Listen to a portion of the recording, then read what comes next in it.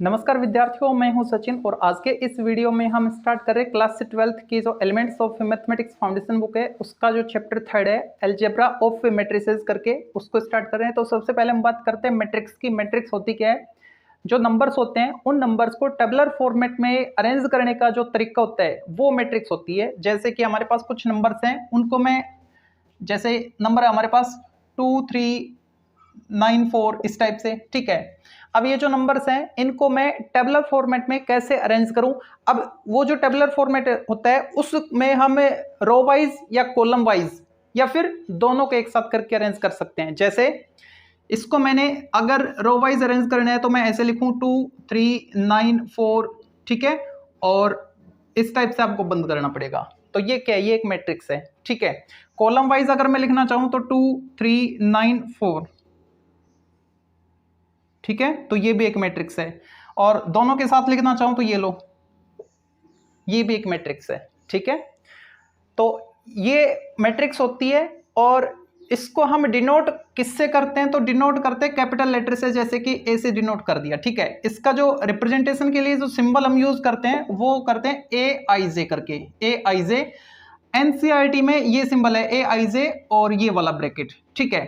लेकिन जरूर नहीं यही हो, इसका रिप्रेजेंटेशन ऐसे भी किया जा सकता है ए आई जे ये वाला, या फिर मोड के अंदर, सॉरी नॉर्म के अंदर ए आई जे, ठीक है। ये तीनों ही मैट्रिक्स के रिप्रेजेंटेशन को डिनोट करते हैं, ओके। अब बात करें इस मैट्रिक्स के ऑर्डर की। अगर मैं इस मैट्रिक्स को लेके चलूं तो इसका ऑर्डर क्या है, ठीक है। तो यहां पे सबसे पहले तो आपको जो रोज है ना उनका नंबर देखना है, उसके बाद कॉलम का नंबर, ठीक है। तो यहाँ पे कितनी रो है? एक रो ये है, एक रो ये है, दो रो है ना, ठीक है।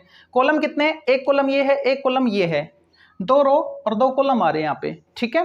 तो इसका जो ऑर्डर लिखा जाएगा ना, मैट्रिक्स का ऑर्डर, वो लिखा जाता है number of row by number of column करके, ठीक है। नंबर ऑफ रो 2 बाई, यानी मल्टीप्लाई का साइन लगाना है, ठीक है। नंबर ऑफ कॉलम 2, इसका मतलब ये 2 क्रॉस 2 ऑर्डर की मैट्रिक्स है। क्या बोलेंगे इसको? ये जो मैट्रिक्स ए है आपके पास, ये 2 क्रॉस 2 ऑर्डर की मैट्रिक्स है, ठीक है। इसका जो ऑर्डर है वो क्या है? 2 क्रॉस 2 है। यहाँ पे जो पहले वाला नंबर है, ठीक है, वो किसको डिनोट कर रहा है? नंबर ऑफ रो को, और दूसरे वाला नंबर ऑफ कॉलम को, ठीक है। अगर आप यहाँ पे देखो आईज है, तो यहाँ पे जो आई है ना, जो सफिक्स में मैंने आई लगा रखा है पहले वाला, ठीक है, ये नंबर ऑफ रो के लिए लगाया जाता है, और जो दूसरे वाला है वो नंबर ऑफ कॉलम के लिए लगाया जाता है, ठीक है, ओके। अब बात करते हैं कि ये जो मैट्रिक्स है इसके टाइप्स कौन कौन से हैं, ठीक है। तो ये टाइप्स पढ़ेंगे, फिर जो इतना पढ़ा है इस पर बेस्ड जो आपकी एक्सरसाइज है 3.1 उसके कुछ क्वेश्चंस करेंगे। तो अब देखते हैं टाइप्स ऑफ मैट्रिसेस पे। मेनली हमको 9 टाइप्स पढ़ने हैं, ठीक है। इनके अलावा जो 2 पॉइंट हमने अलग से लिखे इन पे भी डिस्कस करेंगे, उसके बाद एक्सरसाइज को स्टार्ट करेंगे, ठीक है। तो सबसे पहला जो टाइप है मैट्रिक्स का वो है आपका रो मैट्रिक्स। जो रो मैट्रिक्स है, नाम से क्लियर है कि वो मैट्रिक्स जिसमें केवल रो हो। तो कॉलम नहीं होगा क्या? कॉलम भी होगा, लेकिन कंडीशन यहां पे ये है कि जो नंबर ऑफ रो है ना वो एक हो, ये इसका मीनिंग है, ठीक है। रो मैट्रिक्स का मतलब क्या हो गया? Number of row 1। Column matrix का मतलब क्या हो गया? नंबर ऑफ कॉलम 1, ठीक है। नंबर ऑफ रो 1, कॉलम कितने भी हो सकते हैं।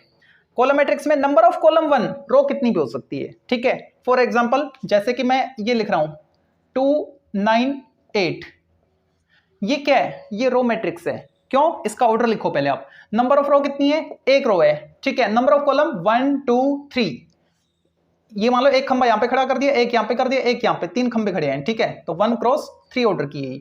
अब 1 क्रॉस 3 की है तो यहां पे नंबर ऑफ, अगर मैं रो की बात करूं, नंबर ऑफ रो वो कितना है? एक है, ठीक है। तो ये किसका एग्जांपल है? रो मैट्रिक्स का है। अगर मैं सेकंड टाइप देखूं कॉलम मैट्रिक्स, तो इन्हीं को अगर मैं लिखना चाहूं तो इस टाइप से लिखूं 2 9 8, तो ये क्या बन गया? कॉलम मैट्रिक्स, ठीक है। इसका ऑर्डर लिखो, कितनी रो है? 1 2 3, कॉलम कितना है? एक ही कॉलम है, तो यहाँ पे नंबर ऑफ कॉलम कितना है? एक है, तो ये क्या है? Column matrix. यहाँ पे नंबर ऑफ रो कितनी है? एक है, तो ये क्या है? रो मैट्रिक्स, ठीक है। तो रो मैट्रिक्स का मतलब क्या है? जिसमें नंबर ऑफ रो 1 हो। Column matrix number of column 1 हो, ठीक है। इसमें रो कितनी भी हो सकती है, इसमें कॉलम कितनी भी हो सकते हैं, लेकिन रो वाले में रो एक होनी चाहिए, कॉलम वाले में कॉलम एक होना चाहिए, ठीक है। तीसरे पे आते हैं।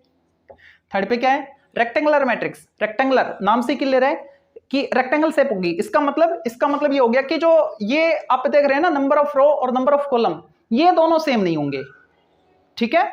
अगर ये दोनों सेम हो गए तो वो स्क्वायर मैट्रिक्स बन सकती है, ठीक है। तो क्या ये दोनों रेक्टेंगुलर मैट्रिक्स है? बिल्कुल है। क्यों? क्योंकि इसमें ये वाला नंबर इक्वल नहीं है, ठीक है। तो ये किसको डिनोट कर रहा है? ये रेक्टेंगुलर मैट्रिक्स को भी डिनोट कर रहा है, ठीक है। ये भी रेक्टेंगुलर मैट्रिक्स है। अब जरूर थोड़ी है कि रो और कॉलम मैट्रिक्स ही रेक्टेंगुलर मैट्रिक्स हो, और भी हो सकती है, जैसे कि 1 2 8 9 4 5। इसमें देखो नंबर ऑफ रो कितनी है? 1 2, नंबर ऑफ कॉलम 1 2 3। क्या ये दोनों नंबर सेम है? नहीं है सेम, ठीक है। तो ये भी किसका एग्जांपल है? ये भी रेक्टेंगुलर मैट्रिक्स का एग्जांपल है। अब जोड़ने का ऐसा ही हो, 3 क्रॉस 2 की कर दो आप इसको, मतलब 3, तो आप रो बना दो 1 2 3 और 2 कॉलम बना दो, ठीक है, 3 क्रॉस 2 की। तो वो भी क्या बनेगी? Rectangular matrix. कहने का मतलब ये है कि नंबर ऑफ रो और नंबर ऑफ कॉलम ये दोनों इक्वल नहीं, सेम नहीं होने चाहिए। इक्वल नहीं, सेम नहीं होने चाहिए। इक्वल सेम एक ही बात है, ठीक है। ये दोनों सेम नहीं होने चाहिए। 3 क्रॉस 3 ऐसे नहीं, 2 क्रॉस 2 ऐसे नहीं, 2 क्रॉस 3 हो, 3 क्रॉस 2 हो, 1 क्रॉस 4 हो, 5 क्रॉस 10 हो, इस टाइप से, ठीक है। हिंट के लिए आप यहां पे देख सकते हो, number of row not equal to number of column. किसके लिए?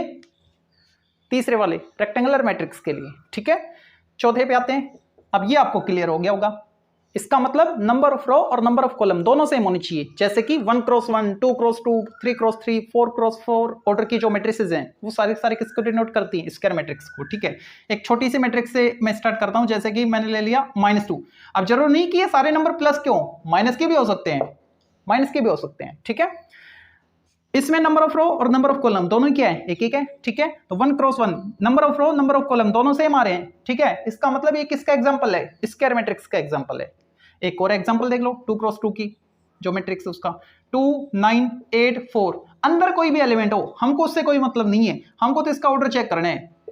Number of row 2, number of column 2 same है, number of row number of column दोनों सेम आ रहे हैं। इसका मतलब ये किसका एग्जांपल है? स्क्वायर मैट्रिक्स का एग्जांपल है। अब जरूर नहीं 2 क्रॉस 2 की हो, ऐसे 3 क्रॉस 3, 4 क्रॉस 4 की आप एग्जांपल देके बता सकते हो, ठीक है। तो इसमें याद क्या रखोगे? नंबर ऑफ रो और नंबर ऑफ कॉलम इक्वल होंगे। यहां पे नंबर ऑफ रो कितनी है? 2 है। नंबर ऑफ कॉलम कितने हैं? 2 हैं, ठीक है। तो ये दोनों सेम आ रहे हैं, ओके। नंबर 5, पांचवा क्या है? Diagonal matrix. डायगोनल मैट्रिक्स में क्या होगा? वो स्क्वायर मैट्रिक्स।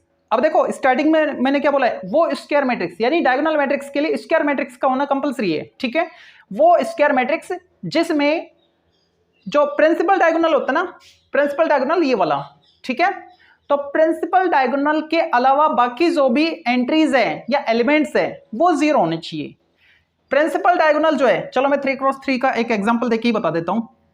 2 9 8 सॉरी, चलो लिख लेता हूं मैं पहले 5, 1 को थोड़ा ऊपर कर देते हैं, 8 6 8।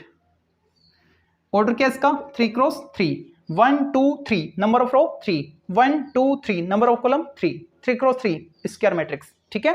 तो ये स्क्वायर मैट्रिक्स तो है। क्या ये डायगोनल मैट्रिक्स है?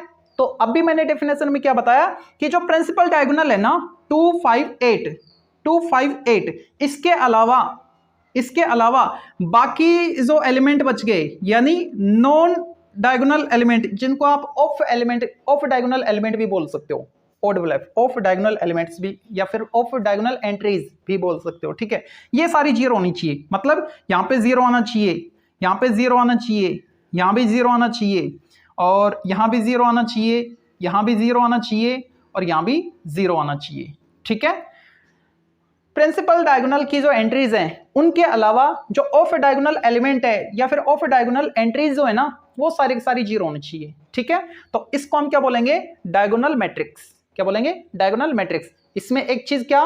स्क्वायर मैट्रिक्स होना नेसेसरी है, ठीक है। वो स्क्वायर मैट्रिक्स जिसके ऑफ डायगोनल एलिमेंट सारे के सारे क्या बन जाए? 0 बन जाए, ठीक है। अब जरूर नहीं कि ऑफ ये जो प्रिंसिपल डायगोनल के एलिमेंट है ये नॉन 0 होने चाहिए, ये भी 0 हो सकते हैं। जैसे कि अगर मैं इसको 0 कर दूं तो अब भी ये क्या है? डायगोनल मैट्रिक्स ही है, ठीक है, ओके। छठे पे आ जाओ, स्केलर मैट्रिक्स। स्केलर मैट्रिक्स का मतलब क्या है? स्केलर मैट्रिक्स का मतलब है वो डायगोनल मैट्रिक्स जिसके प्रिंसिपल डायगोनल के एलिमेंट सारे के सारे सेम हो, इक्वल हो। जैसे मैंने क्या बोला अभी? स्क्वायर मैट्रिक्स भी होगी, क्योंकि मैंने क्या बोल दिया? वो डायगोनल मैट्रिक्स बोल दिया। अब डायगोनल मैट्रिक्स है तो स्क्वायर मैट्रिक्स भी जरूर होगी, ठीक है। तो आप पहले यहां पे आ जाओ डायगोनल मैट्रिक्स पे। अभी मैंने क्या बोला इसकी डेफिनेशन में, वो डायगोनल मैट्रिक्स जिसके प्रिंसिपल डायगोनल के एलिमेंट सारे के सारे इक्वल हो, सेम हो, ठीक है। यानी आपको ये तो बनाना ही है, ये जो डायगोनल मैट्रिक्स है ये तो बनाना ही है, और इसमें भी क्या काटछाट करनी है कि ये जो प्रिंसिपल डायगोनल के एलिमेंट है ये तीनों भी सेम होने चाहिए, स्केलर होने चाहिए, ठीक है। जैसे कि मैंने यहाँ पे 2, यहाँ पे 2, यहाँ पे 2 ले लिया, और बाकी जो ऑफ डायगोनल एलिमेंट्स हैं वो सारे क्या बनेंगे, 0 बनेंगे। 0 0 0 0 0 0, ठीक है। तो सबसे पहले तो मैंने स्क्वायर मैट्रिक्स बनाई, और उस स्क्वायर मैट्रिक्स में ऑफ डायगोनल एलिमेंट को 0 करते हुए मैंने डायगोनल मैट्रिक्स बना दी। और फिर मैं अगर स्केलर मैट्रिक्स की बात करूं तो स्केलर मैट्रिक्स के लिए जो प्रिंसिपल डायगोनल के एंट्रीज हैं, जो एलिमेंट्स हैं, उनको इक्वल करना होगा, ठीक है। अब वो 1 हो सकते हैं, 2 हो सकते हैं, 3 हो सकते हैं, -5 हो सकते हैं, -50 हो सकते हैं, -1/2 हो सकते हैं, कुछ भी हो सकते हैं, -0.258 हो सकते हैं, ठीक है। जो भी होंगे सेम होंगे तीनों एलिमेंट, ठीक है। ओके, साथ पे आते हैं सेवंथ पे। सेवंथ क्या है, यूनिट या फिर आइडेंटिटी मैट्रिक्स। तो इसको हम क्या लिखेंगे, वो स्केलर मैट्रिक्स जिसके प्रिंसिपल डायगोनल के एलिमेंट सारे के सारे 1 हो। अभी मैंने क्या बोला, स्केलर मैट्रिक्स के वो स्केलर मैट्रिक्स, ये बोला ना। अब स्केलर मैट्रिक्स इसका मतलब इस टाइप की, तीनों सेम होने चाहिए। और आगे मैंने क्या बोला कि जो प्रिंसिपल डायगोनल के एलिमेंट है वो सारे 1 होने चाहिए। इसमें फिक्स कर दिया कि आपको 1 ही रखना है, मतलब 1 0 0 0 1 0 0 0 1। सबसे पहले तो ये स्क्वायर मैट्रिक्स है, ठीक है। दूसरे नंबर पे क्या है, ये स्केलर मैट्रिक्स है, सॉरी डायगोनल मैट्रिक्स है, ठीक है। डायगोनल मैट्रिक्स क्यों है, क्योंकि इसमें जो ऑफ डायगोनल एलिमेंट है वो 0 आ रहे हैं। उसके बाद स्केलर मैट्रिक्स पे आए, यानी यहां पे कोई ना कोई जो नंबर होगा वो सेम होगा, ठीक है। फिर स्केलर मैट्रिक्स पे आ गए, अब वो सेम भी क्या होगा, उसको भी हमने फिक्स कर दिया, एक ही बनेगा। अगर वो एक ही बन रहा है, ओनली वन, तो फिर इस मैट्रिक्स को हम क्या बोलेंगे, यूनिट मैट्रिक्स या फिर आइडेंटिटी मैट्रिक्स बोलेंगे। और इसको डिनोट करते हैं कैपिटल आई से। किससे, कैपिटल आई से। कई जगह क्वेश्चन में आपको ये लिखा मिले तो समझ जाना 1 0 0 1 की बात की जा रही है, 2 क्रॉस 2 ऑर्डर की आइडेंटिटी मैट्रिक्स, ठीक है। अगर यहां पे ये ना हो के 3 क्रॉस 3 कर दिया तो इसकी बात की जा रही है। ये क्या है, ये I3 है, इसको ऐसे भी लिख सकते हैं और ब्रैकेट में भी लिख सकते हैं, एक ही मीनिंग है, ठीक है। ओके, ये हो गया। अब आते हैं ट्रायंगुलर मैट्रिक्स पे, नंबर 8 यहां पे। जो ट्रायंगुलर मैट्रिक्स है इसमें 2 टाइप हैं, एक तो अपर ट्रायंगुलर मैट्रिक्स और एक लोअर ट्रायंगुलर मैट्रिक्स, ठीक है। तो पहले आते हैं अपर ट्रायंगुलर मैट्रिक्स पे।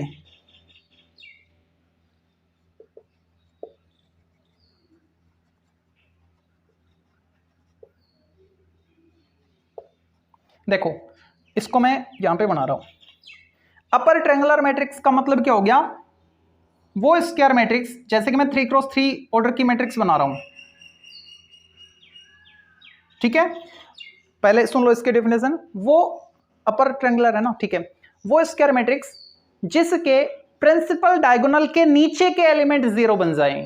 प्रिंसिपल डायगोनल के नीचे के एलिमेंट 0 बनाने मेरे को, तो प्रिंसिपल डायगोनल ये वाला होगा, इसके नीचे जो एंट्रीज हैं वो 0 होंगी, यहां पे 0, यहां पे 0, यहां पे 0, ये प्रिंसिपल डायगोनल होगा। जैसे कि -2 8 4, ठीक है। और ऊपर कुछ भी हो हमको कोई मतलब नहीं है, 9 2 8 इस टाइप से, ठीक है। तो यहां पे आप देख रहे होंगे ये वो स्क्वायर मैट्रिक्स है जिसमें प्रिंसिपल डायगोनल के नीचे की जो एंट्रीज हैं वो 0 आ रही हैं, ठीक है। तो इसको हम क्या बोलेंगे, इसको बोलेंगे upper triangular matrix.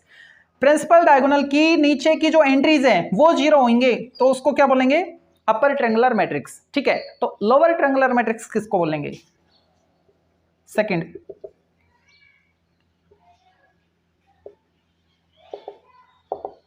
Lower triangular matrix किसको बोला जाएगा, वो स्क्वायर मैट्रिक्स जिसमें प्रिंसिपल डायगोनल के ऊपर की एंट्रीज 0 बन जाए, ठीक है। मतलब अब की बार ये तीनों 0 बनेंगी, 5 2 और यहां पे ले लिया मैंने 7, ये कोई होगा -2 -3 4 और ये तीनों 0। ये जो आपके पास प्रिंसिपल डायगोनल है इसके ऊपर वाली जो एंट्रीज है वो तीनों क्या आ रही है, 0 आ रही है, ठीक है। तो ये क्या बन गया, ये लोअर ट्रायंगुलर मैट्रिक्स का एग्जांपल हो गया, ठीक है। ओके, अब आते हैं 9th पे, और ये है जीरो या फिर नल मैट्रिक्स। नल मैट्रिक्स या जीरो मैट्रिक्स समझ गए होंगे क्या बनना चाहिए, सारे एलिमेंट जीरो, 0 0 0 0 0 0 0, ठीक है। अब जरूरी नहीं कि स्क्वायर मैट्रिक्स हो, वो रेक्टेंगुलर भी हो सकते हैं, जैसे कि 0 0 0 0 0 0, ठीक है। ये भी क्या है, जीरो मैट्रिक्स है। किस ऑर्डर का है, number of row 1 2 3, number of column 1 2, 3 cross 2 का है, ठीक है। 3 क्रॉस 2 इसका मतलब रेक्टेंगुलर है, ये दोनों सेम नहीं है, रेक्टेंगुलर है। तो ये जरूरी नहीं रेक्टेंगल सॉरी स्क्वायर मैट्रिक्स हो, रेक्टेंगुलर भी हो सकते हैं, जीरो मैट्रिक्स रेक्टेंगुलर भी हो सकते हैं, स्क्वायर भी हो सकते हैं, ठीक है। लेकिन सारे एलिमेंट जीरो होंगे, ठीक है। ओके, तो ये जो टाइप्स ऑफ मैट्रिसेस थे यहां तक हमने क्लियर कर लिए। अब ये जो 2 पॉइंट और बचे इनको और करते हैं, तो पहले मैं इसको रफ कर देता हूं। तो पहले इसको देखते हैं, कंपेरेबल मैट्रिसेस। कंपेरेबल, कंपेयर करना है हमको, तो कोई दूसरा तो होना चाहिए जिससे हम कंपेयर करें, ठीक है। इसका मतलब कम से कम 2 मैट्रिक्स तो जरूर होनी चाहिए, 2 से ज्यादा भी हो सकती है, ठीक है। जैसे कि मेरे को 2 मैट्रिक्स मेरे पास ये है, एक तो मैट्रिक्स ए है 2 9 8 4 5 6, ठीक है। ऑर्डर क्या है इसका, number of row 2, number of column 3, 2 cross 3, ठीक है। ओके, अब दूसरा मैट्रिक्स अगर मैं लूं बी, ठीक है, और इस तरीके से कि कंपेरेबल होना चाहिए, तो कंपेरेबल यानी कंपेयर हम कर सकें, ठीक है, तो उसके लिए इसी ऑर्डर का मेरे को मैट्रिक्स लेना पड़ेगा। यानी कंपेरेबल मैट्रिक्स का मतलब क्या हो गया, वो मैट्रिसेस जिनका ऑर्डर सेम हो, ठीक है। मतलब नंबर ऑफ रो दोनों में और नंबर ऑफ कॉलम दोनों में सेम होनी चाहिए, ठीक है। जैसे कि मैं लिखूं यहां पे 9 8 5 9 2 6 2 क्रॉस 3 ऑर्डर की है ना, तो इन दोनों का ऑर्डर सेम है। अगर 2 मैट्रिक्स जिनका ऑर्डर सेम है तो उनको हम क्या बोलते हैं, कंपेरेबल मैट्रिसेस बोलते हैं, ठीक है। 10th पे आते हैं, मतलब इक्वलिटी जो है मैट्रिसेस की उस पे आते हैं, ठीक है। तो इक्वलिटी मतलब इक्वल करना है आपको, ठीक है। तो इक्वल करने के लिए उनका ऑर्डर तो सेम होना ही चाहिए, यानी कंपेरेबल तो होना ही चाहिए, साथ में उनके जो एलिमेंट है वो भी सेम होने चाहिए। जैसे एक ले लिया मैंने मैट्रिक्स ए 2 9 8 4 8 6 और 5 2 3, ठीक है। इसका ऑर्डर 3 क्रॉस 3। तो दूसरा जो मैट्रिक्स ले रहा हूं बी, ठीक है, ये मैट्रिक्स भी इसी ऑर्डर का लेना है मेरे को, ठीक है। और इस तरीके से कि उनके एलिमेंट भी सेम हो। अगर मान लो मैं ये कह दूं कि मैट्रिक्स ए और बी इक्वल है, देन फाइंड, इसमें मैंने कुछ एलिमेंट डाल दिए ए बी सी, उनको आपको कैलकुलेट करना है, ठीक है। यहां पे मैंने लिख दिया ए, यहां पे लिख दिया बी और यहां पे लिख दिया सी, ओके। और यहां पे लिख दिया मैंने 2 और 5 8 2 6 8। ऐसा मैंने क्यों लिखा, क्योंकि दोनों मेरे को इक्वल दे रखे हैं, इक्वल दे रखे हैं। तो ये कौन सा प्लेस है, A11 प्लेस है, यानी फर्स्ट रो फर्स्ट कॉलम पे जो मैट्रिक्स है वो वाला है। फर्स्ट रो फर्स्ट कॉलम पे जो मैट्रिक्स है वो, इस पे भी वही होना चाहिए, तो इस पे 2 ही होना चाहिए, ठीक है। अब यहां पे देखो ये ए आ रहा है, तो अब आप कंपेयर करके इसकी वैल्यू कैलकुलेट कर सकते हो। अगर 2 मैट्रिक्स इक्वल है इसका मतलब उनके एलिमेंट भी सेम आने चाहिए, ठीक है। तो ये कौन सा प्लेस है, A12 first row second column, first row first second column, ठीक है। तो फर्स्ट रो सेकंड कॉलम जो है उसमें भी वही होगा, फर्स्ट रो सेकंड कॉलम। यहां पे कौन है, 4 है, और यहां पे कौन है, फर्स्ट रो सेकंड कॉलम पे ए है, तो 4 किसके इक्वल है, ए के इक्वल, या फिर ए की वैल्यू क्या आ गई है, 4 आ गई है, ठीक है। ऐसे ही ये वाला इसके इक्वल। अब बताओ यहां से ये दोनों इक्वल होंगे, ठीक है। अगर दोनों मैट्रिक्स इक्वल हैं तो इनके एलिमेंट भी इक्वल होंगे, ठीक है। तो कोरस्पोंडिंग प्लेस वाले जो एलिमेंट है वो भी इक्वल कर रहे हैं हम। तो यहाँ पे तो बी है और यहाँ पे कौन है, 9 है, तो बी की वैल्यू कितनी है, 9 होगी है, ओके। फिर 8 8 2 2 8 8 6 6। अब बताओ 3 क्रॉस 3 पे कौन आ रहा है, सी आ रहा है, और यहाँ पे कौन है, 3 है, तो सी की वैल्यू कितनी आएगी, 3। तो ए की वैल्यू 4, बी की वैल्यू 9 और सी की वैल्यू 3, ये इसका आंसर होगा, ठीक है। इस तरीके से हमको सोल्व करना होता है। तो ये इक्वलिटी ऑफ मैट्रिसेस क्या होती है, अगर 2 मैट्रिक्स इक्वल होते हैं तो उनके जो एलिमेंट्स हैं, कोरस्पोंडिंग प्लेस वाले जो एलिमेंट्स हैं वो भी इक्वल होंगे, ठीक है। 1 1 प्लेस पे इस पे जो है वही इस पे होगा, 1 1 प्लेस पे, इस तरीके से, ठीक है। कंपेरेबल मैट्रिक्स में क्या चेक करते हैं, कंपेरेबल मैट्रिक्स में जो 2 मैट्रिसेस आपको दे रखी है, 2 या 2 ज्यादा, जिनमें भी कंपेयर करना होता है, ठीक है, उनका ऑर्डर सेम होना चाहिए, तो उनको हम कंपेरेबल मैट्रिसेस बोलते हैं, ठीक है। और ये टाइप्स आपने देख लिए। तो अब हम स्टार्ट करें एक्सरसाइज 3.1 के कुछ क्वेश्चंस। तो तो अब देखते हैं एक्सरसाइज 3.1 का क्वेश्चन नंबर फर्स्ट। और इस फर्स्ट क्वेश्चन में हमको क्या बोल रखा है, तो इसमें हमको बोल रखा है इसने, if A matrix has 18 elements, okay, कोई एक मैट्रिक्स है उसमें नंबर ऑफ एलिमेंट्स 18 है, ठीक है, what are the possible orders it can have. तो पॉसिबल ऑर्डर कितने बन सकते हैं ये आपको बताना है, ठीक है। What if it has 5 elements, और अगर किसी मैट्रिक्स में 5 एलिमेंट हो तो आप कैसे कैसे उस मैट्रिक्स को बना सकते हो, ठीक है, ये सब इसने पूछ रखा है। अब देखो यहाँ पे 18 एलिमेंट्स आपको रखे हैं किसी मैट्रिक्स में। उससे पहले मैं कोई एक छोटा एग्जांपल लेके चलता हूँ। जैसे कि मैंने कोई एक मैट्रिक्स ली, और वो जो मैट्रिक्स मैंने ली वो मान लेते हैं 2x2 ऑर्डर की है, ठीक है। मतलब यहाँ पे कोई एलिमेंट होगा, यहाँ पे एलिमेंट होगा, यहाँ पे एलिमेंट होगा, यहाँ पे एलिमेंट। 2x2 का मतलब क्या है कि यहाँ पे नंबर ऑफ रो 2 होंगी और नंबर ऑफ कॉलम भी 2 होंगे, ठीक है। अगर मैं एलिमेंट की बात करूँ तो टोटल नंबर ऑफ एलिमेंट कितने हैं, 1 2 3 4 है, जो कि इन दोनों का प्रोडक्ट आ रहा है ना, वही तो है। अगर मैं ये कोई एग्जांपल ले रहा हूं, यहाँ पे एलिमेंट, यहाँ पे एलिमेंट, यहाँ पे एलिमेंट और यहाँ पे एलिमेंट, तो इसमें number of row 1 2 3 4, number of column 1, ठीक है। कितने एलिमेंट है, 1 2 3 4, 4 एलिमेंट है, जो कि इन दोनों का प्रोडक्ट आ रहा है, ठीक है। अगर मैं एक एग्जांपल और लूं, जैसे 2 9 8 1 4 5 और -1 3 0, ये 1 2 3 क्रॉस 1 2 3, 3 क्रॉस 3 की ये मैट्रिक्स है। इसमें नंबर ऑफ एलिमेंट की अगर मैं बात करूं तो कितने, 1 2 3 4 5 6 7 8 9, जो कि इन दोनों का प्रोडक्ट है, ठीक है। इसका मतलब किसी भी मैट्रिक्स में नंबर ऑफ एलिमेंट हम किससे जज कर सकते हैं, जो हमको ऑर्डर मिला हुआ है उन दोनों को मल्टीप्लाई कर लो, number of row number of column को मल्टीप्लाई करने के बाद जो रिजल्ट आएगा उतने उस मैट्रिक्स में एलिमेंट होंगे, ठीक है। तो क्यों ना अब हम भी इसी टेक्निक को अपनाएं कि हमको जो 18 दे रखा है, ये जो टोटल नंबर 18 हमको दे रखे 18 एलिमेंट, इसका मतलब क्या है, इसका मतलब है कि वो जो मैट्रिक्स उसमें 18 एलिमेंट तो हैं, ये हमको दे दिया। तो 18 एलिमेंट होने का मतलब हो गया कि नंबर ऑफ रो और नंबर ऑफ कॉलम को जब हम मल्टीप्लाई करेंगे तो हमको कितना मिलेगा, 18 मिलेगा, ठीक है। तो ये कह रहा है कि किस किस ऑर्डर के आपको मिल सकते हैं, तो 18 के फैक्टर करके देख लो ना। 18 के फैक्टर जब हम करेंगे तो क्या आएगा, 118 आएगा।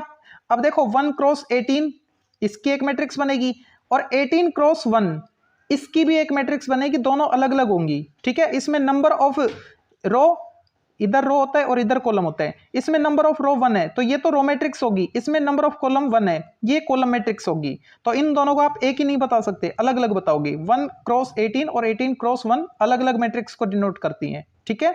तो अब यहाँ पे जो 18 है इसके हम फैक्टर किस टाइप से कर सकते हैं, एक तो ये हो गया, दूसरा ये हो गया, तीसरा, और देखो 2 9 कर सकते हैं और 9 2 कर सकते हैं, तो 3 हो गया, 4 हो गया, ठीक है। और क्या कर सकते हैं, 3 6 कर सकते हैं, 6 3 कर सकते हैं, 5 हो गया, 6 हो गया, ओके। और 1 2 3 4 नहीं हो रहा, 6 3 3 6 ये हो गया, ठीक है। तो कितने आ रहे हैं, 6 टाइप से आप मैट्रिक्स बना सकते हो। इसका मतलब जो पॉसिबल ऑर्डर बन रहे हैं वो कितने बन रहे हैं, 6 ऑर्डर बन रहे हैं, ठीक है। तो अब इनको हम सिस्टमेटिक तरीके से लिखेंगे, तो मैंने रफली आपको समझाया है, तो पहले मैं इसको इरेज कर देता हूं, ओके। अब हम इसको लिखना चाहेंगे, ठीक है। तो देखो इसको क्या लिखेंगे, ऑल पॉसिबल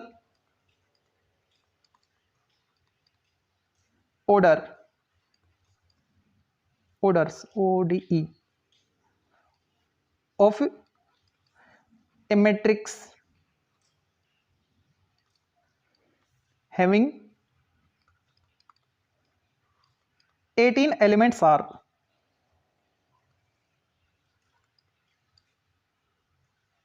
देखो मैंने क्या लिखा है, वो मैट्रिक्स जिसमें 18 एलिमेंट है उसके जितने भी पॉसिबल ऑर्डर बन सकते हैं वो क्या क्या बनेंगे, 1 cross 18, 18 cross 1, 2 cross 9, 9 cross 2, 3 cross 6 and 6 cross 3, ठीक है। तो कितने हो गए, 1 2 3 4 5 6, तो 6 मैट्रिक्स हमको देखने को मिल रहे हैं, ओके। तो 6 मैट्रिक्स का मतलब 6 ऑर्डर हमको देखने को मिल रहे हैं। तो अब यहां पे क्या लिखेंगे, so total number of possible order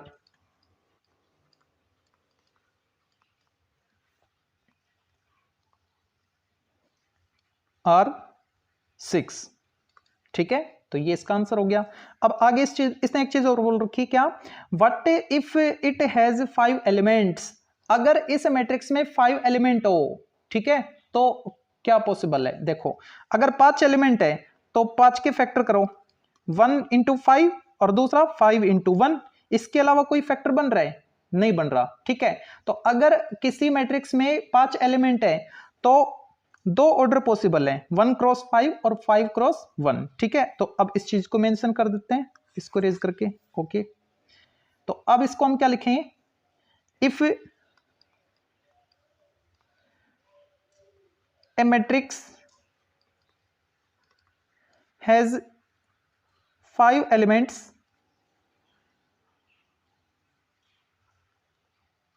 then possible orders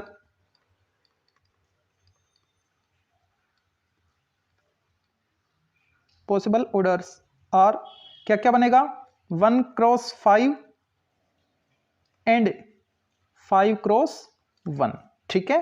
तो ये इसका आंसर हो जाएगा। अब आते हैं जो क्वेश्चन नंबर 2 है उस पे।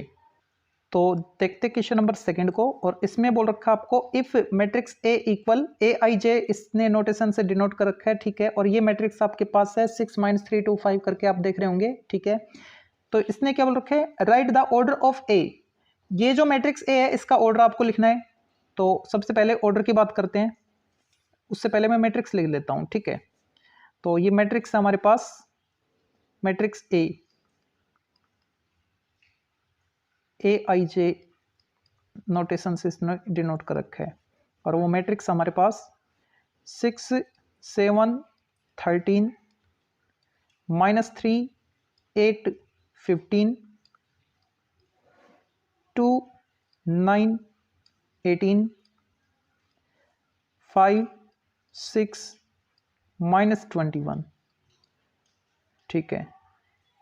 तो या तो आप अलग से लाइन लिख दो, order of matrix A is, और फिर वो टू जो भी मैट्रिक्स का ऑर्डर है वो लिख दो, ठीक है। या फिर आप यहां पे लिख दो, ओके। तो इसने अलग से पूछ रखे तो आपको अलग से ही लिखना चाहिए, ठीक है। तो मैं अलग से ही लिख देता हूं, order of matrix A is, क्या बनेगा, देखो ऑर्डर कैसे लिखते हैं किसी भी मैट्रिक्स का, सबसे पहले नंबर ऑफ रो लिखते हैं, कितनी रो है इसमें, 1 2 3 cross order of, sorry number of column 1 2 3 4, 4 column है।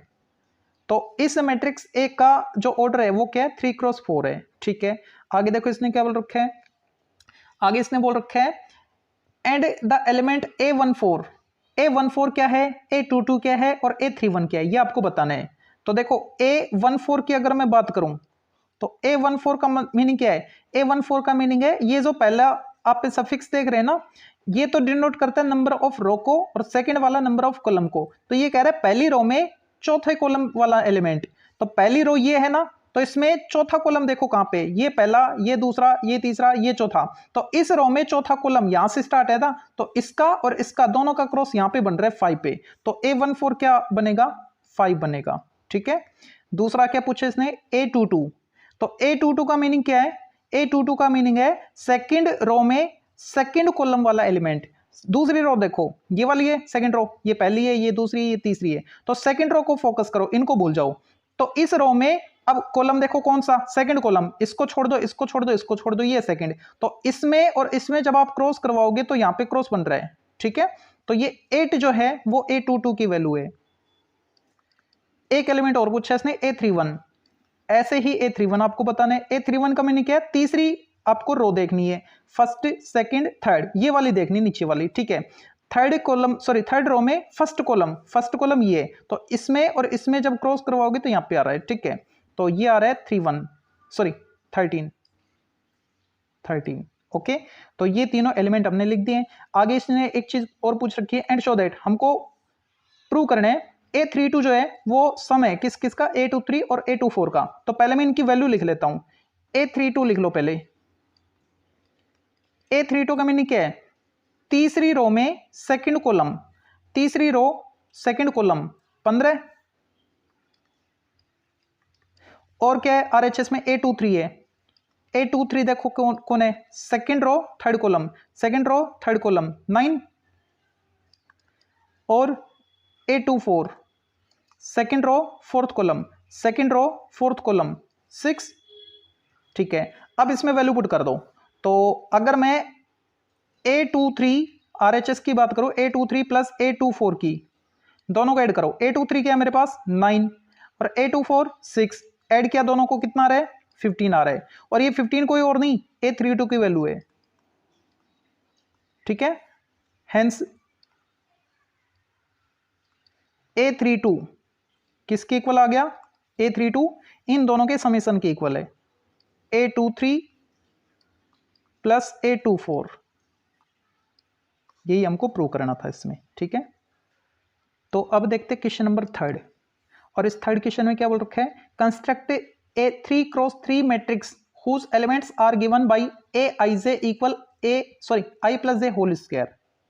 ओके, ये कह रहा है 3x3 ऑर्डर की आपको एक मैट्रिक्स बनानी है। ठीक है, और कंडीशन आपको ये दे रखी है कि जो aij है ना वो इक्वल है i plus j whole square के, और ये आपको पता है कि यहाँ पे जो फर्स्ट सफिक्स है i, ये डिनोट करते हैं नंबर ऑफ रो, और ये डिनोट करते हैं नंबर ऑफ कॉलम को। ठीक है, तो आपको लिखनी है 3x3 ऑर्डर की मैट्रिक्स। सपोज मैं वो उस मैट्रिक्स को ए लेट कर लेता हूं, लेट वो मैट्रिक्स हमारी ए है जो कि 3x3 ऑर्डर की होगी। नोटेशन क्या है, aij 3x3। ठीक है, तो ये हमको बनानी है। ओके, अब देखो अगर मैं एक एग्जांपल देखूं 3x3 मैट्रिक्स का, थोड़ी देर पहले हमने फर्स्ट क्वेश्चन में डिस्कस भी किया था, तो 3x3 में कितने 9 एलिमेंट होंगे। ठीक है, एक यहाँ पे, एक यहाँ पे, यहाँ पे, यहाँ पे, यहाँ पे, यहाँ पे, यहाँ पे, यहाँ पे और यहाँ पे होगा। ठीक है, तो यहाँ पे जो एलिमेंट होगा, अब इसको हमने सेकंड क्वेश्चन में देखा था, तो ये तो होगा A11, मतलब फर्स्ट रो फर्स्ट कॉलम। ये किसको डिनोट कर रहा है, फर्स्ट रो में चल रहे हैं हम, तो A1, और कॉलम कौन सा है, सेकंड कॉलम है, तो A12 होगा ये। ठीक है, इसकी अगर मैं बात करूं तो पहली रो में है ना, तो A1, और कॉलम कौन सा है, ये पहला, ये दूसरा, ये तीसरा है, तो A13। ठीक है, ऐसे ये क्या बनेगा, सेकंड रो है तो A2, और कॉलम फर्स्ट है 1, तो A21 है ये। ऐसे ये सेकंड रो सेकंड कॉलम, ये सेकंड रो थर्ड कॉलम पे है। ठीक है, ऐसे ये थर्ड रो है तो A3 फर्स्ट कॉलम है 1, तो A31 प्लेस है ये A32 प्लेस है, ये A33 प्लेस है। ठीक है, तो ये जो वैल्यू मैंने लिखी है A11, A12, A13, A21, A22, A23 करके, ये सारी वैल्यू अगर हमको मिल जाए तो मेरे को ये मैट्रिक्स ए मिल जाएगी जो कि 3x3 ऑर्डर की लिखी है हमने। ठीक है, तो अब हमारा टारगेट क्या रहेगा कि ये जो अभी मैंने वैल्यूज लिखी है ना, ये इनको हम कैलकुलेट करें। ठीक है, तो अब इनको 1 बाय 1 कैलकुलेट करेंगे। तो सबसे पहले मैं A11 कैलकुलेट करूं। A11 का मीनिंग क्या है, i की वैल्यू 1 और j की वैल्यू 1। ठीक है, तो i के प्लेस में 1 और j के प्लेस में 1 पुट करते जाओ आप, तो ये बनेगा 1 प्लस 1 होल स्क्वायर, तो ये बन गया 2 स्क्वायर 4। अगर मैं A12 की बात करूं तो क्या बनेगा, i की जगह 1, j की जगह 2 पुट करो, 1 प्लस 2 3, 3 का स्क्वायर 9। अगर मैं A13 की बात करूं तो i की जगह 1 और j की जगह 3 पुट कर दो, तो 3 प्लस 1 4, 4 का स्क्वायर 16 हो गया। ठीक है, ऐसे ही अगर मैं सेकंड रो में फर्स्ट कॉलम वाले एलिमेंट की बात करूं तो 2 1, यहां पे 2, यहां पे 1 पुट करो, 3, 3 का स्क्वायर 9। A22 i और j दोनों की जगह 2 2 पुट कर दो, 2 प्लस 2 4, 4 स्क्वायर 16। A23 तो ये बन गया 2 प्लस 3 5 स्क्वायर 25। और क्या चाहिए, A31, A32, A33, बस ये और चाहिए। A31 i की जगह 3 और j की जगह 1, 3 plus 1 4, 4 square 16। A32 3 plus 2 5 square 25। A33 3 plus 3 6 square 36। अब ये 9 एलिमेंट मेरे को मिल चुके हैं। ठीक है, तो मैट्रिक्स ए में भी 3x3 ऑर्डर किए तो 9 एलिमेंट होंगे, और वो कौन से होंगे, ये वाले होंगे। ठीक है, इनको अरेंज कैसे करना है, सबसे पहले A11, फिर A12, A13, फिर A21, A22, A23, A31, A32, A33 करके। ठीक है, तो मैट्रिक्स ए क्या बनेगी, अब देखो नाउ मैट्रिक्स ए क्या बनेगी, देखो यहाँ पे क्या आएगा, A11 उसकी वैल्यू क्या है, A11 4, यहाँ पे A12 9, यहाँ पे A13 1 6 मतलब 16, यहाँ पे 9 16 25 आ जाएगा, 9 16 25, और यहाँ पे 16 25 एंड 36। तो ये जो मैट्रिक्स आई हमारे पास मैट्रिक्स ए किस ऑर्डर की आई है, 3x3 ऑर्डर की आई है, ठीक है। तो और यही हमको बनानी थी थर्ड में। अब आते हैं फोर्थ नंबर पे। तो जैसे हमने थर्ड किया उसी टाइप से हमको फोर्थ करना है। इसमें आपको 2x2 ऑर्डर की मैट्रिक्स बनानी है, ठीक है। लेकिन यहाँ पे जो ए आई जे है ना, वो ए आई जे अब की बार फ्रैक्शन टाइप में दे रखा है, कोई दिक्कत नहीं। अगर करने का प्रोसेस हमको मालूम है तो बाकी कुछ नहीं है, बाकी कुछ तो कैलकुलेशन ही करनी है बस, और नया कुछ नहीं है, ठीक है। तो वो जो मैट्रिक्स है उसको मैं लेट कर लेता हूँ मैट्रिक्स ए, जो हमको क्रिएट करनी है, ठीक है। और वो बनेगी ए आई जे किस ऑर्डर की, ऑर्डर देखो 2x2 की, फोर्थ में 2x2 ऑर्डर की मैट्रिक्स, ठीक है। तो 2x2 की है तो A11 A12 A21 A22, ठीक है। ये चार एलिमेंट हमको बनाने पड़ेंगे। तो सबसे पहले मैं A11 बना रहा हूँ। A11 11 का मतलब आई में और जे में दोनों में 1 1 पुट कर दो, आई और जे के बदले 1 + 2 × 1 1 + 2 1 + 2 3 3 स्क्वायर 9/2, तो 9/2। A12 first row second column है ना, तो आई की जगह 1 जे की जगह 2 पुट कर दो, तो ये हो गया 1 + 2 × 2 2 × 2 4 4 + 1 5 5 square 25 25/2। A21 second column sorry second row first column, ठीक है। आई की जगह 2 और जे की जगह 1 पुट कर दो, तो 2 + 2 × 1 2, तो 2 + 2 4 4 स्क्वायर 16 16/2 8। और लास्ट A22 आई और जे दोनों की जगह 2 2 पुट कर दो, 2 + 2 × 2 4 4 + 2 6 6 स्क्वायर 36/2 18, ठीक है। चारों एलिमेंट आ गए। तो अब हम ए को क्रिएट कर सकते हैं। नाउ मैट्रिक्स ए इक्वल क्या बनेगी, देखो A11 A12, यहाँ पे A11 यहाँ पे A12 यहाँ पे A21 यहाँ पे A22, ठीक है। तो ये बन गया 9/2 25/2, ये बन गया A21 8 और ये A22 18। ऑर्डर क्या है वो भी लिख दो, 2x2 ऑर्डर की मैट्रिक्स आ गई हमारे पास, तो ये इसका आंसर होगा, ठीक है। तो अब आते हैं क्वेश्चन नंबर 5 पे। 5th भी उसी टाइप से है, लेकिन अब की बार स्क्वायर मैट्रिक्स नहीं आ रही है, अब की बार रेक्टेंगुलर मैट्रिक्स आ गई है, क्योंकि इसने ऑर्डर क्या पूछा है, 3x2 के लिए पूछा है। कोई दिक्कत नहीं, करने का प्रोसेस वही है, ठीक है। तो यहाँ पे जो ए आई जे आपको दे रखा है, ए आई जे, ये जे जे हो गया सॉरी, ए आई जे वो आपको अब की बार इसने दे दिया half of mode of I - 3j, ठीक है। इससे आपको मैट्रिक्स क्रिएट करनी है। तो मैं लेट कर लेता हूं, लेट मैट्रिक्स ए किस ऑर्डर की है, ए आई जे किस ऑर्डर की चाहिए हमको, 3x2 की, ठीक है। अब देखो चाहो ना तो आप अपनी चाहो तो आप अपने तरीके से बना के दिखा भी सकते हो। ये जो ए है ना, ये 3x2 की, तो क्या क्या एलिमेंट आपको लेने हैं, A11 लेना है। देखो यहाँ पे number of column sorry number of row कितने होंगे, 3 होंगे, नंबर ऑफ कॉलम 2 होंगे, तो 2 कॉलम तक चलना है हमको, A11 और A12 और A21 A22। रो कितनी है, 3 है ना, तो 3 रो A31 A32, ठीक है। 1 2 3 रो 2 कॉलम्स, तो 3x2 ऑर्डर की है। तो चाहो तो आप ये भी बना सकते हो, ताकि इससे और क्लियर हो जाए कि हमको ये एलिमेंट क्रिएट करने हैं, ठीक है। तो A11 मैं फाइंड करूंगा, फिर A12, ये 6 के 6 एलिमेंट मैं कैलकुलेट करूंगा, उसके बाद इसमें वैल्यू पुट कर दूंगा, तो मेरे को A की वैल्यू मिल जाएगी, ठीक है। तो ऐसे भी आप लिख के कर सकते हो। तो यहाँ पे मैं A11 लिख रहा हूँ पहले, मतलब I और J दोनों के बदले 1 पुट करना है। तो 1 - 3 कितना आया, 2, माइनस का 2 आएगा, लेकिन मोड उसको पॉजिटिव कर देगा, तो 2 से ये 2 कैंसिल, 1 बचा, ये मल्टीप्लाई है, ठीक है। तो ये एलिमेंट आ गया 1।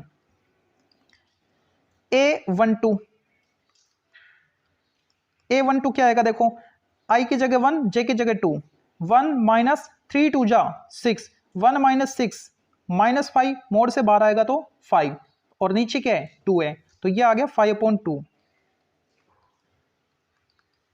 A21 निकालो, मतलब आई की जगह 2, जे की जगह 1। यहाँ पे 2 माइनस 3 इंटू 1, तो 2 माइनस 3 कितना, -1। माइनस की वजह से ये सॉरी मोड की वजह से माइनस हट जाएगा, तो कितना बचेगा 1 इंटू 1/2, कितना आया 1/2, 1/2। और ये 3 और बचे a22,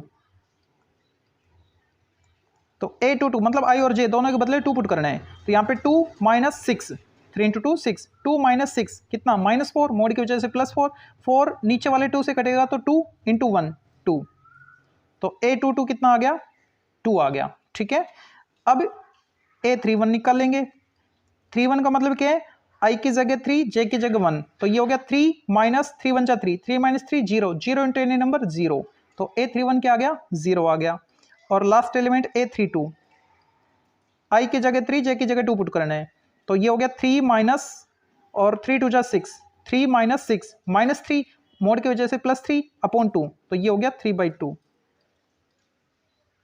ठीक है, अब ये जो भी एलिमेंट आए हमारे पास, इनकी वैल्यू को यहां पे पुट करना है। Now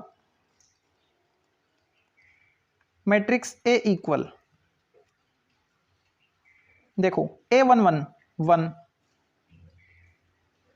a12 5/2, a21 1/2, a22 a22 a22 2, a31 0, a32 3/2। तो ये जो मैट्रिक्स आ रही है हमारे पास किस ऑर्डर की है, 3x2 ऑर्डर की है, 1 2 3, 3 रो 2 कॉलम, और वो मैट्रिक्स क्या है, मैट्रिक्स ए है हमारे पास ये। ठीक है, अब देखते हैं जो नेक्स्ट क्वेश्चन नंबर 6 है उसको। 6 में दोनों मैट्रिक्स इक्वल दे रखी है। अगर दो मैट्रिक्स इक्वल है तो उनके कोरस्पॉन्डिंग प्लेस वाले जो एलिमेंट है वो भी इक्वल होते हैं, हमने इक्वलिटी ऑफ मैट्रिसेस में पढ़ा था। ठीक है, आज ही के वीडियो में। तो पहले मैं इन दोनों को लिख देता हूं, एक तो ये मैट्रिक्स है और ये इक्वल है, किसके इक्वल है, इस मैट्रिक्स के जो अब मैं लिखने जा रहा हूं, जिसमें एलिमेंट है ये 4 है, ये 5 है, ये 1 है और ये 0 है। ठीक है, ओके, तो ये a11 प्लेस पे जो एलिमेंट है, इधर भी a11 प्लेस पे जो एलिमेंट उसके इक्वल होगा, इसका मतलब 2x इक्वल 4। तो यहां से x कैलकुलेट कर सकते हैं हम, तो यहां से x कैलकुलेट करेंगे तो कितना आएगा 2, तो x की वैल्यू तो आ गई हमारे पास 2। ठीक है, ओके, ये 1 है, ये 1 है, ये 5 है, ये 5 है। अब ये वाला किसके इक्वल, 0 के इक्वल होगा, and x plus 2y equal 0। अब यहाँ पे x की वैल्यू पुट कर दो, putting the value of x। ठीक है, तो ये बनेगा 2 प्लस 2 इंटू वाई इक्वल 0, या फिर आप यहाँ पे नहीं लिख पाए हो तो यहाँ पे लिख दो सिंस x इक्वल 2, x की वैल्यू 2 पुट की हमने, तो ये बन गया 2y, और ये +2 इधर आया तो -2, तो यहाँ से y की वैल्यू क्या आएगी -1, तो x की वैल्यू कितनी आ रही है +2 और y की वैल्यू -1। ये दो हमारे आंसर होंगे, इस क्वेश्चन के आंसर होंगे। ठीक है, अब देखते हैं क्वेश्चन नंबर 7 को। जो 7th क्वेश्चन है वो भी 6th की तरह है, लेकिन अब की बार 4 वैल्यू आपको कैलकुलेट करनी है। कोई बात नहीं, करने का प्रोसेस आपको आना चाहिए। x, और ये है आपके पास 2x plus z, 3x minus y, 3y minus डब्लू इक्वल, यहाँ पे है आपके पास 3 2 4 एंड 7। ठीक है, अब कंपेयर करो, तो यहाँ से x की वैल्यू क्या आ रही है a11 की इक्वल है 3, तो एक आंसर तो ये आ गया आपके पास, x की वैल्यू 3। ठीक है, ये वाला और ये वाला इक्वल होंगे, तो अब यहाँ पे लिखा मैंने 3x minus y equal 2, value put कर दो 3 इंटू x की वैल्यू कितनी है 3 है, माइनस वाई इक्वल 2। यहाँ पे आप बता सकते हो कि हमने x की वैल्यू 3 पुट की है। ठीक है, ये बन गया 9 माइनस वाई इक्वल 2। जब आप इसको सोल्व करोगे तो ये 2 इधर आएगा माइनस, और ये माइनस वाई इधर आएगा तो प्लस वाई, तो 9 माइनस 2 7, तो वाई की वैल्यू कितनी आ रही है प्लस की 7 आ रही है। ठीक है, दो आंसर आ गए। अब यहाँ पे आ जाओ, ये वाला 4 के इक्वल होगा, तो यहाँ पे लिखा मैंने 2x plus Z equal 4। X की वैल्यू है हमारे पास 3, तो पुट कर दो वैल्यू 2 इंटू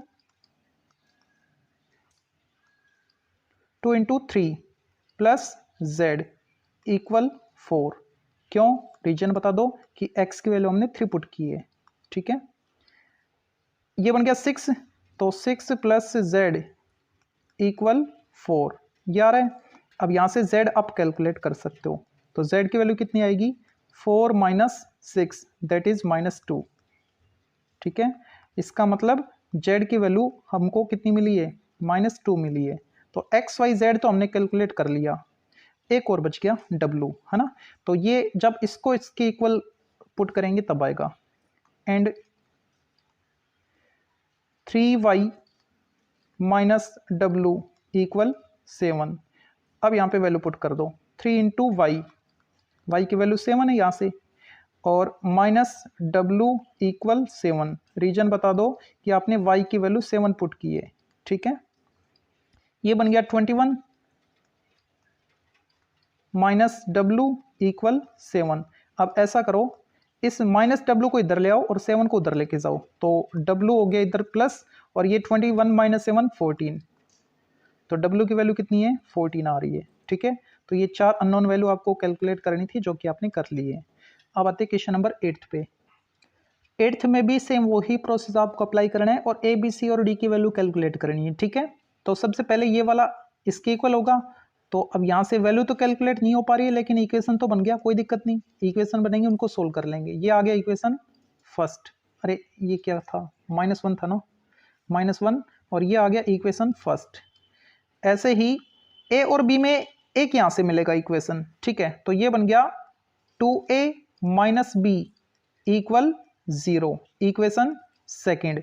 पहले इन दोनों को सोल्व करके ए और बी को कैलकुलेट कर लो, ठीक है। तो मैं क्या कर रहा हूँ, एलिमिनेशन मेथड को अप्लाई करते हुए मैं इन दोनों को सब्ट्रैक्ट कर रहा हूँ। ये प्लस हो गया, ये माइनस हो गया, और ये तो 0, ये हटाओ, ये तो कैंसिल हो गया, ये हो गया, ये माइनस था ना यहाँ पे, ठीक है, माइनस ए, और यहाँ पे -1।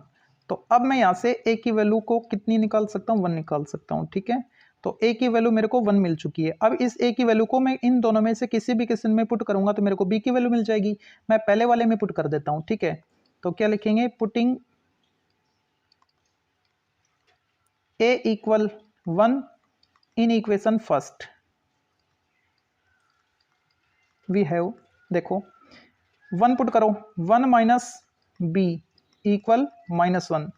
तो जब आप इसको सोल्व करोगे तो -1 इधर आएगा +1 यानी 2 हो गया, और ये माइनस बी इधर आके प्लस बी यानी बी की वैल्यू +2। तो हमारे पास ए की और बी की वैल्यू आ चुकी है, ठीक है। अब सी और डी कैलकुलेट करने के लिए इन दोनों इक्वेशन को सोल्व करना पड़ेगा, ये 5 के इक्वल और ये 13 के इक्वल, ठीक है। तो वैसे तो ये सिंप्लीफाई हो ही जाएगा क्योंकि ए की वैल्यू आ चुकी है आपके पास, तो यहाँ से सिंपली सी की वैल्यू मिलेगी, सी की वैल्यू को यहाँ पे पुट कर दोगे तो डी की वैल्यू मिल जाएगी, लेकिन पहले इक्वेशन बनाओ, ठीक है। तो अब यहाँ पे लिखा मैंने 2a प्लस सी इक्वल 5, यहाँ पे सी की वैल्यू पुट कर दो, सॉरी ए की वैल्यू 1 है ना, तो 2 इंटू 1 प्लस सी इक्वल 5। रीजन बता दो कि आपने ए की वैल्यू 1 पुट कर दी है, ठीक है। तो ये बन गया 2 प्लस सी इक्वल 5। जब आप इसको सोल्व करोगे तो सी की वैल्यू कितनी आएगी, 5 माइनस 2 दैट इज 3। तो ए बी सी ये 3 तो कैलकुलेट कर लिया आपने। अब एक अननोन वेरिएबल डी और बचे, उसको भी कैलकुलेट करते हैं। तो सबसे पहले इक्वेशन बनाएंगे, तो वो इक्वेशन क्या बनेगा, 3c प्लस डी, वो किसकी इक्वल है, 13 की इक्वल है। अब यहाँ पे c की वैल्यू आपके पास 3 है ना, वो पुट कर दो, ठीक है। तो यहाँ पे मैं वैल्यू पुट कर रहा हूँ 3 इंटू सी क्या है 3 प्लस डी इक्वल 13। चाहो तो आप यहाँ पे बता सकते हो कि आपने c की वैल्यू को पुट किया है जो कि 3 थी, ठीक है। ये बन गया 9, ये 9 इधर आएगा तो माइनस हो जाएगा, तो यहाँ से डी की वैल्यू कितनी आएगी 13 माइनस 9 4। तो ये डी की वैल्यू आपको मिल चुकी है, तो ये इसका आंसर हो गया, ए बी सी डी आपने कैलकुलेट कर दिया, ठीक है। अब आते हैं 9th क्वेश्चन पे। तो 9th क्वेश्चन में भी उसी प्रोसेस को फॉलो करते हुए एक्स वाई जेड और यू की वैल्यू हम कैलकुलेट करेंगे। तो सबसे पहले जो a11 है ये इस a11 के इक्वल लेके चलेंगे, ठीक है। तो ये बनेगा x प्लस 3 इक्वल 0।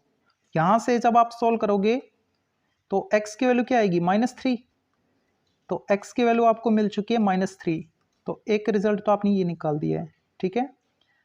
अब ये वाला इसके इक्वल हो जाएगा, a12 के इक्वल, तो a12 यहां पे कौन है, x प्लस 2y, और राइट साइड वाली मैट्रिक्स में कौन है, -7, ठीक है। ओके, x की वैल्यू तो आपके पास -3 है, तो उसको पुट कर दो, तो x के बदले मैंने -3 लिखा और प्लस 2y इक्वल -7। चाहो तो आप यहाँ पे बता सकते हो कि हमने x की वैल्यू -3 पुट की है, ठीक है। तो ये बन जाएगा 2y इक्वल, ये -3 इधर आएगा तो +3, तो ये बन गया -4। तो यहां से y की वैल्यू कितनी आएगी, -2, डिवाइड करोगे तब। अब ये जो y की वैल्यू -2 आ रही है, ये इसका आंसर हो गया। लेकिन आपको इन दो के अलावा बाकी दो अननोन वेरिएबल और निकालने हैं ना, z है और u है, ठीक है। तो ये कौन सा प्लेस है, a21 प्लेस है, तो ये इस a21 की इक्वल होगा, ठीक है। तो इधर तो है a21 की जगह z-1 और इधर है 3। तो जब आप इसको सोल्व करोगे तो z की वैल्यू कितनी आ रही है, ये इधर आके +1 हो गया, 4 आ रही है, ठीक है। तो एक ये रिजल्ट आपको मिल गया और फाइनल रिजल्ट यहां से आ जाएगा। एंड फॉर u, ये म्यू नहीं है, u है ये, फॉर u -6 किसके इक्वल, 2u के इक्वल। अब u वाले एक तरफ कर लो तो ये बन जाएगा 2u और ये इधर आएगा तो +6 हो जाएगा, ठीक है। तो यहां से u की वैल्यू कितनी आ रही है, +3 आ रही है। तो ये इसका आंसर हो गया। यही आपको करना था 9th में। अब 10th पे आते हैं।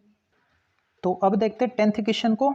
इसी प्रोसेस को फॉलो करते यहाँ पे जो unknown variable x, y, z और w है, इनको कैलकुलेट करेंगे, ठीक है।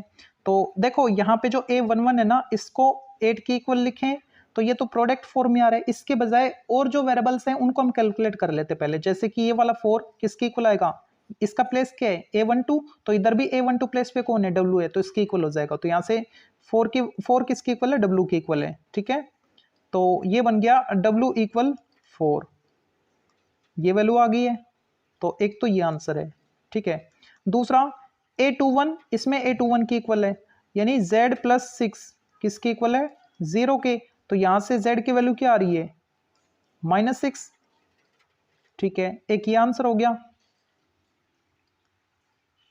ओके। और अब इन दोनों में लोचा है तो इन दोनों को सोल्व करना पड़ेगा। देखो तो कैसे, ये कह रहे हैं xy equal 8 and x + y equal 6, ये आपको देखने को मिल रहे हैं। तो आप विजुलाइज करके भी वैसे डायरेक्ट इसका रिजल्ट निकाल सकते हो कि दो नंबर जिनको प्लस करें तब तो 6 आए और मल्टीप्लाई करें तब 8 आए। तो ऐसे कौन कौन से दो नंबर है जिनको प्लस करने पे 6 मल्टीप्लाई करें तो 8 आए, 2 और 4, ठीक है। तो 2 + 4 करोगे तो 6 आ रहा है और 2 × 4 करोगे तो 8 आ रहा है।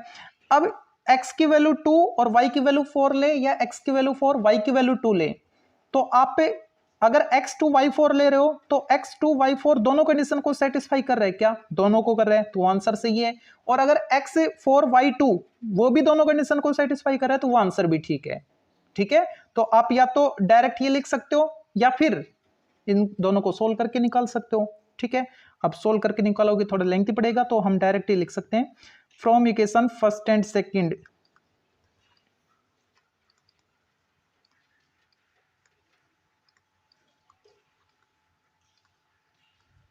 we get x equal 2 and y equal 4, और या फिर x equal 4 and y equal 2, ठीक है। ये भी ठीक है, या फिर आप इन दोनों को सोल्व करोगे। कैसे सोल्व करोगे वो मैं बता देता हूं। जैसे कि यहां से x की वैल्यू निकाल लो y की फॉर्म में, तो ये क्या बनेगा 6 - y। अब ये जो x की वैल्यू आपने y 6 - y लिखी है ना, इसको आप यहां पे पुट कर दो, ठीक है। तो एक क्वाड्रेटिक इक्वेशन आ जाएगा y में, उसको सोल्व करोगे तो y की दो वैल्यू आएंगी, ठीक है। तो जो पहली वैल्यू आएगी उसको, y की पहले वैल्यू सपोज आपने 4 निकाल लिए, ठीक है। तो उसको इन दोनों में से किसी भी क्वेश्चन में पुट करोगे तो डेफिनेटली x की वैल्यू 2 ही आएगी, ठीक है। और जब y की दूसरी वैल्यू लोगे, मतलब y इक्वल 2 लोगे तो उस y इक्वल 2 को किसी भी इक्वेशन में पुट करोगे तो डेफिनेटली x की वैल्यू 4 ही आएगी। मतलब ये दो रिजल्ट आपको देखने को मिलेंगे, ठीक है। ओके, तो ये इसका सॉल्यूशन है। तो ये खत्म तो नहीं है, दो क्वेश्चन और है, वो मैंने बाद में देखे, वरना उनकी पिक भी लगा देता। यहाँ पे 10 सी पेज आ रहे हैं, ठीक है, कोई बात नहीं, और बढ़ा देते हैं पेज को। तो पहले मैं इसको हटा रहा हूँ। तो देखते हैं 11th क्वेश्चन को, और इसमें आपको क्या बोल रखे, देखो कुछ नहीं, वही फाइंड करना है आपको, ठीक है, एक्स वाई जेड और डब्ल्यू। ओके, तो सबसे पहले इसको हम इसके इक्वल लिखें, एक इक्वेशन बनाई एक्स और वाई में, तो ये बनेगा x minus y equal 5, equation first.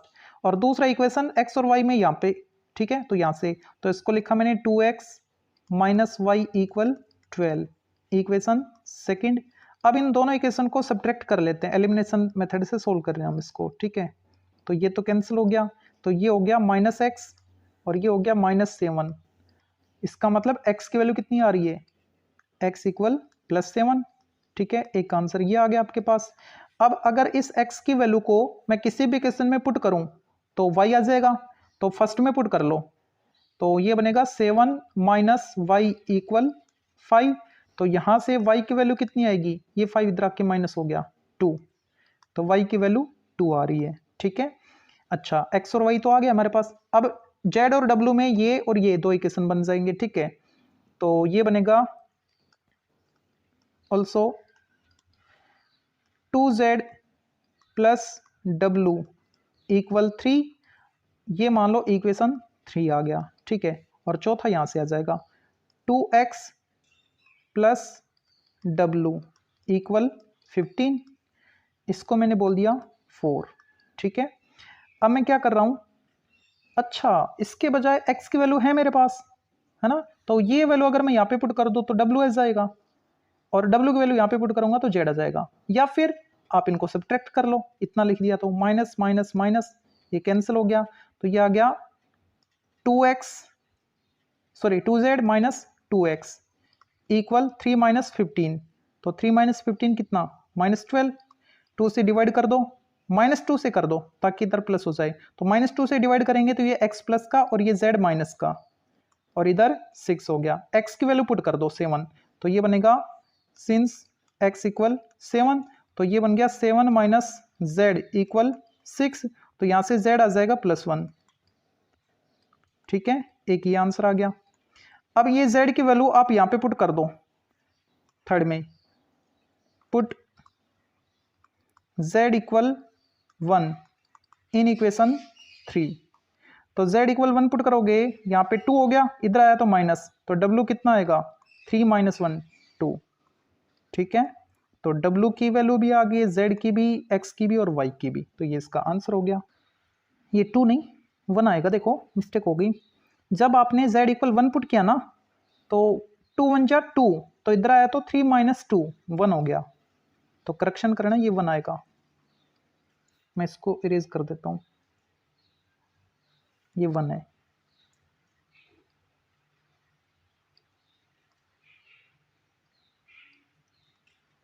ठीक है, ये इसका आंसर हो गया। अब आते हैं 12th क्वेश्चन पे, और 12th में क्या बोल रखा है, x प्लस 3, अब की बार 3 क्रॉस 3 ऑर्डर किए, कोई दिक्कत नहीं। तो सबसे पहले मैं इसको उठाऊंगा, ये वाला इसके इक्वल, ताकि a की वैल्यू आ जाए, इसको उठाऊंगा तो x की वैल्यू आ जाएगी, इसको उठाऊंगा तो z की वैल्यू आ जाएगी, इसको उठाऊंगा तो y की वैल्यू आ जाएगी, और इसको उठाऊंगा तो c की वैल्यू, सारी सिंपल है, इसको उठाऊंगा तो b की वैल्यू आ जाएगी, या फिर यहाँ इसको और इसको उठा लो, ठीक है। तो इसमें इक्वेशन तो ज़्यादा बने, मतलब टिपिकल नहीं बनेंगे, ठीक है, सोल्व हो जाएंगे। तो नेक्स्ट पेज में देखते हैं इसको, ये वाला नहीं, ये वाला नहीं, एक मिनट इसको हटाओ, 12, ठीक है। देखो तो 12th को x प्लस 3 किसके इक्वल, 0 के इक्वल, तो यहाँ से x की वैल्यू कितनी आ रही है, -3, एक आंसर आ गया। z plus 4 equal 6, z plus 4 equal 6 है, तो यहाँ से z की वैल्यू कितनी आ रही है, +2, ये इधर आके माइनस हो गया, तो ये आंसर आ गया। और y में इन दोनों में ही आ रहा है, कोई बात नहीं, इन दोनों को उठा लो, 2y minus 7 equal 3y minus 2। तो मैंने क्या किया, ये 3y ये इधर आया तो minus 2y, 3y minus 2y 1y, और ये माइनस 2 इधर आएगा तो प्लस 2, माइनस 7 प्लस 2 माइनस 5। ठीक है, एक्स वाई जेड हो गए, ओके। अब एक्स वाला हो गया, हटाओ इसको, इसको उठा लो, a minus 1 equal minus 3, a minus 1 minus 3। तो यहां से a की वैल्यू कैलकुलेट करेंगे तो कितनी आएगी, माइनस 3 प्लस 1 माइनस 2। ठीक है, और अब c वाले को ले लो, ये और ये इक्वल करके 0 इक्वल 2c प्लस 2। तो यहां से c की वैल्यू कितनी आएगी, देखो ये इधर आया माइनस 2, तो से डिवाइड कर दो माइनस 1, c आ गया। अब b बचा, ठीक है, तो इसको और इसको इक्वल कर दो, तो ये बनेगा 3b इक्वल माइनस 21। तो यहां से b की वैल्यू कितनी आ रही है, माइनस 7। ये इसका आंसर हो गया। हमको a b c x y z calculate करने थे, वो हमने कैलकुलेट कर लिए। ठीक है, तो इसी के साथ जो ये एक्सरसाइज है ये आपकी कंप्लीट होती है।